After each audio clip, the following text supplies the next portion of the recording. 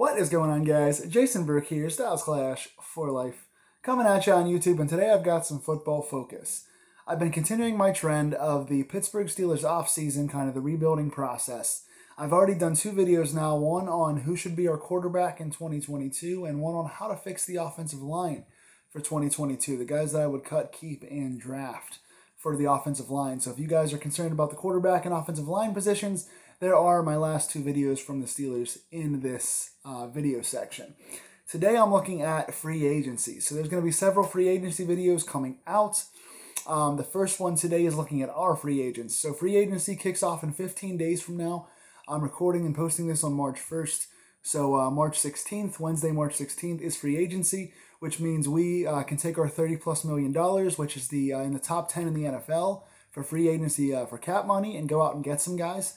But first, I want to look at the guys that we have as unrestricted free agents. So I'm not going to be looking at practice squad guys or a lot of tendered guys or restricted guys. I'm going to look at the unrestricted free agents on our list here and look at who we should spend the money to keep, who we can stand to lose, and who could be addition by subtraction to continue to free up more space for a big free agency this coming offseason. Even though Pittsburgh doesn't spend a lot of money, we have a lot of little holes to fill, and we have a lot of cap room to do it. So let me look here at all the unrestricted free agents and the guys that could be heading out the door in the next 2 weeks or so.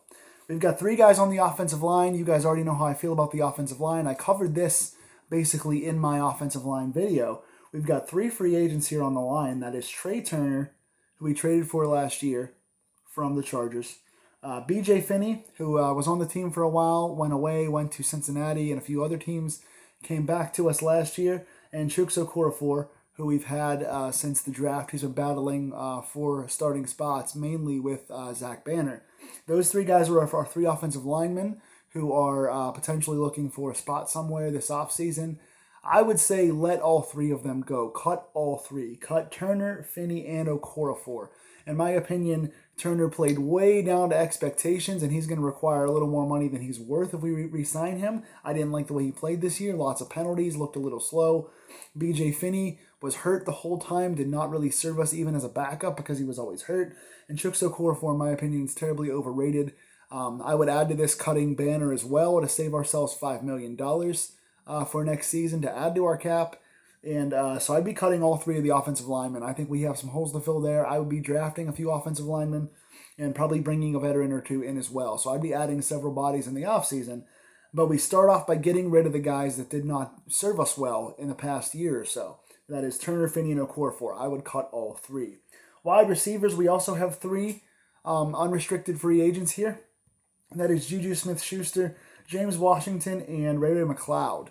Now, there's a lot of questions at wide receiver. I mean, we have the only 2 guys we know we have under contract right now are Deonte Johnson and Chase Claypool. Deonte has shown us that he can be a star wide receiver with his route running and speed ability, but he also, the last 2 seasons, has dropped an incredible amount of balls. So he's been a bit unreliable, and he's gotten hurt a couple times. Chase Claypool is a very good deep ball target that is really good in the one-on-one jump ball situation, but he hasn't run really any routes. He hasn't really made any plays after the catch. And he showed some immaturity with his comments and kind of the celebrating and stuff in the 4th quarter and all those things. So we have 2 guys that are young with a lot of upside, but also have a lot of downside and attitude issues as well. So we've got some question marks at wide receiver. Juju has been our kind of flagship guy when he's been out there, but he was hurt all of last season. Came back in the playoffs. So he came back for a 1-year deal last year after the market was kind of low on him. Came back for a 1-year deal and was hurt all year long, so we didn't get to see really what he could do. Now it's time to see with a new quarterback of what Juju can do. He's shown he cannot be a number 1 guy after Antonio left. He's not been the number 1 that he showed he could be when Antonio was here.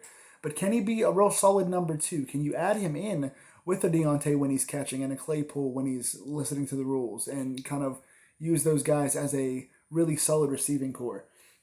Washington is my favorite. He's somebody that I would re-sign if I was there. I see a lot of potential in him. He's strong. He's our best combated catcher. He's a good deep threat. He's underrated with the quickness. He's a decent route runner. He's good in traffic. I like Washington a lot, but he's not going to come back. I have him written down as a re-sign here because if I could re-sign him, I would. I don't think he's going to get that chance. I think he said he wanted to leave earlier this season. He's wanted to leave all year, and he was not used this season, even with the injury to Juju.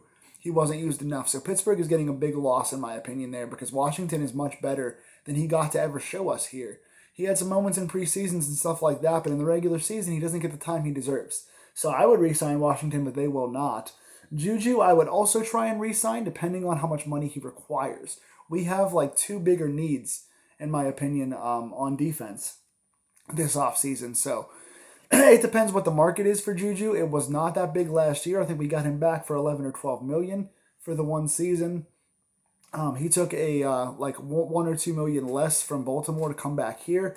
I don't know if that'll happen again. I would like to re-sign Juju, but again, this one's all about the money. So ideally, he would come back and we would see him healthy with the other 2 or 3 guys on the roster and see what they can do with the new quarterback. But I don't know. It depends on the money for this one, so it's kind of a push. I have him written down as a re-sign, but it depends what he wants. Eric Ebron, he's going to be cut, obviously. He's one of those guys that he's a matchup nightmare based on his physicality, but he doesn't give you much because he's been getting hurt and he drops the ball a lot. He's, along with Deonte Johnson, he's been a drop nightmare, really in Ebron's case for his entire career. He dropped a ton on the not the Giants. He dropped a bit on the Colts, dropped a lot on his first team. I can't even recall where he first played right now, but drops a lot of balls and has always been a drop problem. As an athlete and as a tight end route runner, he can do his thing, and he can make some contested catches, and he's hard to bring down when he wants to be, but his dropping problems and his injury all this season, and now that we have Freiermuth, and Ebron is not reliable in the hands or a good blocker. We have Freiermuth, who has reliable hands now, and we have the other tight end, is Gentry, as the blocking tight end, so Ebron really has no fit here, and he's not worth the money he would cost to bring back, so I'd cut Ebron. Kalen Ballage, we can cut him unless he has a really small asking price. We brought him in this offseason to be the backup to Najee Harris. I like him. He's a good physical. He finishes his runs well. He's a strong veteran. He's a smart player. He runs hard. I like him, but he's nothing special. He's a good backup. He's a really good 2 or 3 on the team. But is he really that much better than a Benny Snell? I think he's a little better, but is he that much better? I don't know. Is he that much better than a McFarland, who we haven't really seen? Canada didn't use him last year, and he was hurt a bit. We have a couple other guys we could bring in as veterans or even draft a super late round guy. Najee is our every down back. So as long as Najee is healthy, he's going to be on the field the entire time. As far as getting a backup, we have a couple other guys we could plug in there. I don't think Ballage is a necessity. So unless he comes back for a very small price, you could re-sign him, but I would cut him. Josh Dobbs, I'm only going to put him on the cut list because I'm being realistic. I would rather cut Mason Rudolph and keep Dobbs and Haskins as our backups and sign another quarterback to start. I like Dobbs as a backup on the roster. He's smart. He knows the playbook. He's been here for a while. He's a rocket scientist in real life, so he knows what he's doing. But in reality, they're not going to cut Rudolph or Dobbs this season, or Rudolph or Haskins this season. So there's no room for Dobbs if we sign another quarterback. So the only way Dobbs makes the roster is if we keep the guys we currently have, which I don't want this to be our starting quarterback potential roster in 2022. So for that reason, I cut Josh Dobbs. McLeod. I didn't touch on McLeod, wide receiver. I would re-sign him. He's not going to be super expensive. He's underrated at receiver. He's not as good as Washington, but he got more playing time for whatever reason. Not a terrible route runner. He's small, but he's fast. He's easy to bring down because, like I said, he's pretty tiny, but he made some good contested catches this year. He showed some nice hands. He got up high for some balls. He made some 4th down conversion plays this year, including toward the end of the season. McLeod's not a bad receiver, and he's a pretty good return guy, underrated return guy. So he's multifaceted, and he can also be used in any kind of gadget stuff because he's small and quick. So I would re-sign McLeod for a decent price.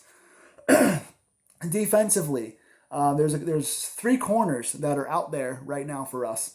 Akilo Witherspoon, Joe Hayden, and Arthur Millette. I would re-sign Witherspoon. If it's a choice of Hayden or Witherspoon for the money that we have, I'd re-sign Witherspoon. He got brought in last year, had a couple of rough games to start the season. As soon as he got used to playing out there, he was getting turnovers, he was getting deflections. He was by far our best cornerback, best cover guy in general last season. I love what Witherspoon did those last 7 games of the year. Big fan of how he played. And Joe Hayden's been injured each of the last like 4 seasons at different times. He's still decent when he's out there, but he got burned a lot more than he used to. He's getting older. He's getting slower. He's getting more banged up. If we could find a way to re-sign both guys as our 2 outside starters and keep those guys healthy all year, you might have something, putting Sutton back inside. Then all of a sudden you got 3 starters you kind of can rely on in their natural spots. But in reality, like I said, Hayden got burned a lot last year. He didn't look the same, and he's been injured quite often in spots here and there. And his age just, I think, with 33 years old, I think it's about time, sadly, to let go of Joe Hayden, even though he's been great for a long time. So I would re-sign Witherspoon and cut Hayden here. And then as far as Millette, I would re-sign him too. I think he's got pretty good tackling ability. He was good in the run game. He was good in the blitz. I like him coming off the edge. He makes some plays downward running to the ball. Cover guy, he was hit and miss. He had good games and bad games, but I think he needed to gel with the team. I think he missed 2 or 3 games with injury as well. But Millette, for a cheap price, we got him from the Jets for a cheap price, and I think he played pretty good for when he was in there. He's not a bad slot guy. Keeping him in there with Norwood and with Sutton in the slot, you got a pretty decent combination of slot guys there. There's potential with Millette, so if you can get him back for a decent price, I'd re-sign him. He's also not bad in special teams either. Terrell Edmonds, along with Akilla Weatherspoon, is my big re-sign. You have to, no matter what happens this offseason, you have to get Edmonds and you have to get Weatherspoon. Edmonds is one of our best tacklers. He's one of our best downhill runners. He's one of the best guys defending in the run game. And he's gotten better in coverage. Since Fitzpatrick joined him, he's gotten much better in coverage. He's still not the best cover guy. He still will miss tackles or assignments here and there, but he's steadily improved. And he's physical, and he's got a good attitude, and he's running downhill a lot. So I like what he brings to the table. And if we could stay healthy at corner and add another outside corner to bump Sutton inside so you can get the optimal guys in the right spots, I think Edmonds is the guy you have to get back. So definitely re-sign Edmonds and Weatherspoon regardless of anything else. Then we have 2 safeties that are our backup safeties that we're looking at. One is Miles Killebrew, one is Marcus Allen. Marcus Allen's restricted, and he played decently at inside linebacker as a fill-in last year. So he's a good depth piece because he can play safety, special teams, and inside linebacker at times. He doesn't always play great, but he had a couple nice games to end the season last year. And he's a restricted free agent, so we won't have to spend a ton to keep him. So I would keep Marcus Allen. I would also, if we could, re-sign Miles Killebrew. I think he was decent last year. I think he got a turnover or 2. Good special teamer. I think he's one of the gunners for us, plays pretty well there. He's physical. He played for a while in Detroit, so he's been in the league for a bit. He's not bad. He's somebody kind of much like Millette we got for a really good bargain as a free agent, and I think that he's not going to require much money. So I'd re-sign him. So based on what I have here, our cuts: Trey Turner, B.J. Finney, Chukso Korafor, Eric Ebron, Josh Dobbs, Joe Hayden, and depending on what Juju wants for money, cut him. Our re-signings, again, Juju for money. I would re-sign Washington, but he will be gone. Re-sign McLeod, re-sign Weatherspoon, Arthur Millette, Terrell Edmonds, and Miles Killebrew. So what do you guys think? Who out of this group do you think we should cut that I would keep, and who do you think we should keep that I would cut? Am I missing out on somebody? Are there any free agents that I missed? Covering this now. Tell me in the comments below if you liked it. Please come back and again, check out the quarterback video and the offensive line video. I hope you like this video. Please like, share, and subscribe. Tell your friends. Keep sharing this video. And I'll come back next week before free agency with a target list of free agents that could really be good fits here in Pittsburgh. So if you want to know who we should sign from free agency, come back next week and I'll tell you. Let's go Steelers.